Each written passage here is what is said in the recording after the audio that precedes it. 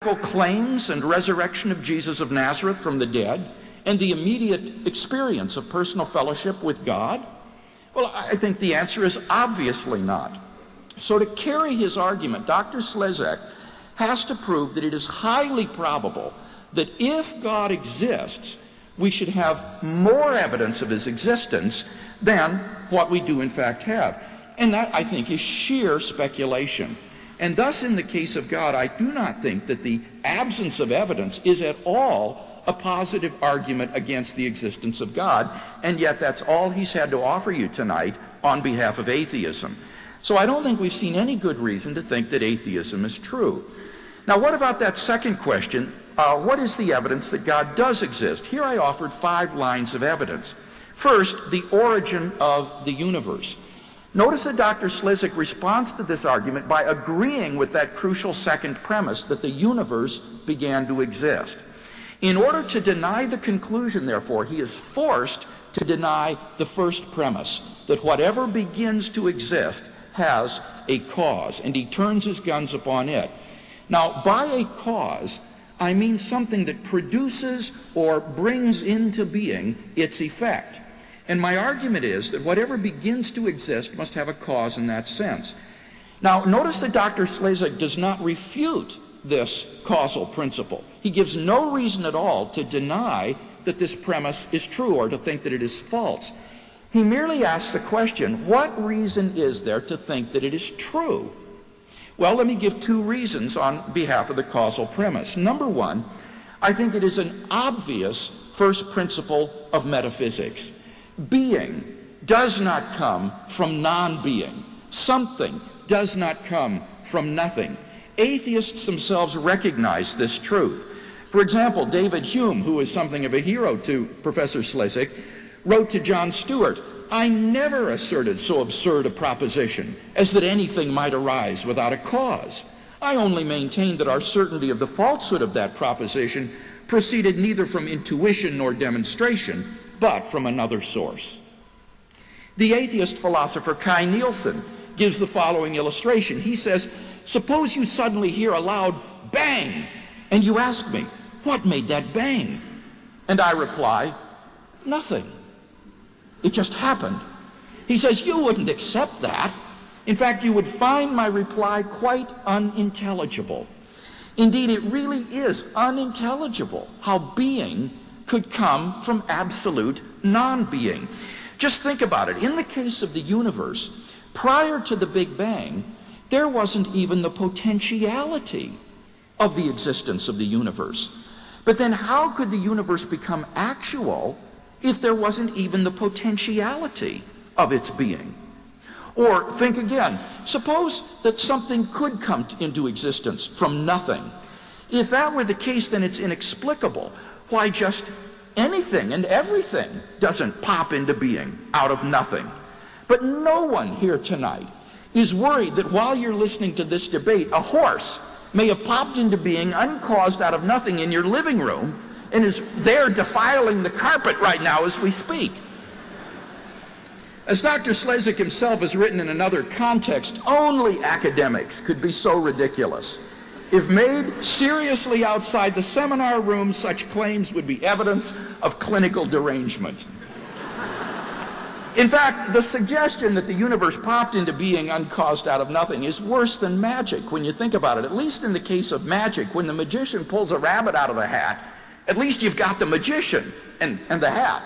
But in the case of atheism, the universe or the rabbit just pops into being out of absolutely nothing. And I submit to you that's just metaphysically crazy. So that's the first reason, I think, on behalf of the causal premise. Secondly, the causal premise is a universally verified and never falsified principle of empirical science. This should be the highest form of proof to Dr. Slezak as an empiricist. And notice you cannot dismiss the causal principle like a taxi cab when you get to the origin of the universe. The only reason that anyone would deny it in that context is out of a desire to avoid the theism that it implies. But that is simply question begging in favor of atheism. So in short, I think that the first premise is impeccable, that we have good reason to believe that whatever begins to exist has a cause. But Dr. Slezak insists the Big Bang, he says, cannot have a cause because there was nothing before it. And here he quotes Quentin Smith on this head. Unfortunately, he misquotes Smith, who is the collaborator with me in our book, Theism, Atheism, and Big Bang Cosmology. What Quentin actually says in the book on page 120 is that the initial singularity cannot be the result of a prior natural process. But he says this still leaves open the question of whether the singularity, or the Big Bang, is an effect of a supernatural cause. He notes that such a supernatural explanation does not violate the singularity theorems because it does not try to extend the space-time manifold beyond the singularity. Now, Dr. Slezak says, well, the Big Bang can't have a cause because there was no time before the Big Bang. But notice the hidden assumption here. He assumes that causes must always precede their effects in time, but that's patently false.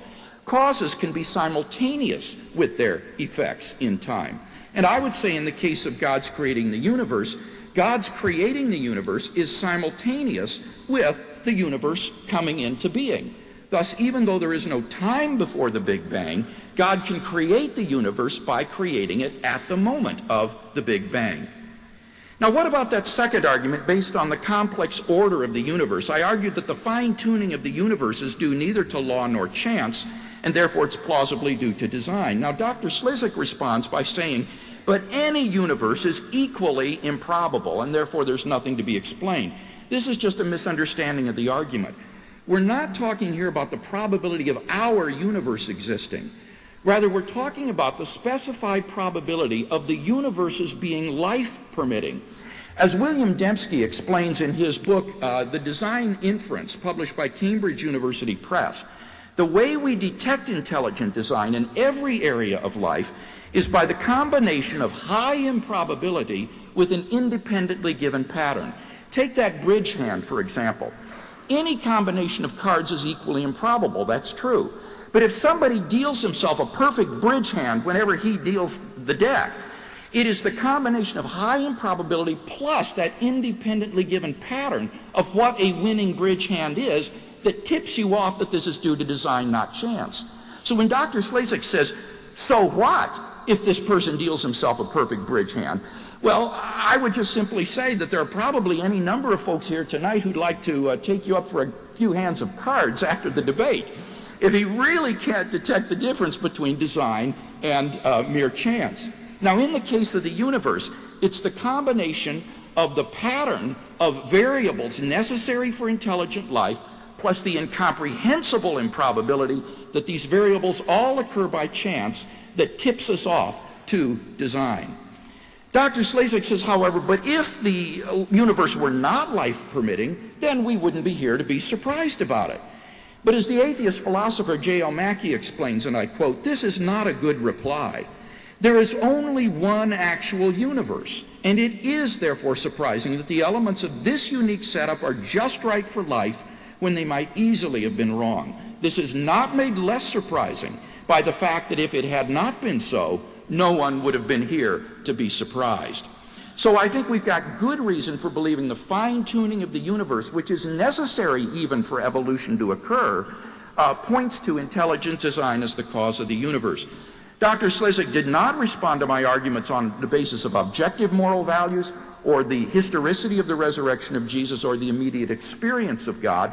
All of these, I think, present a powerful cumulative case for the fact that the Christian God exists, a case which I believe is more plausible than any case that can be mounted on behalf of an atheistic worldview.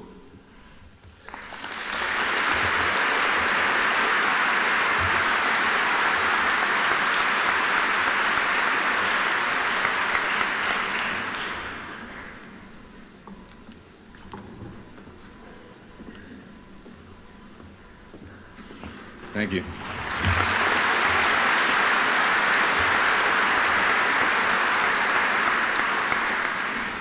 Well, let me take up what I said I'd do, and as Dr. Craig challenged me.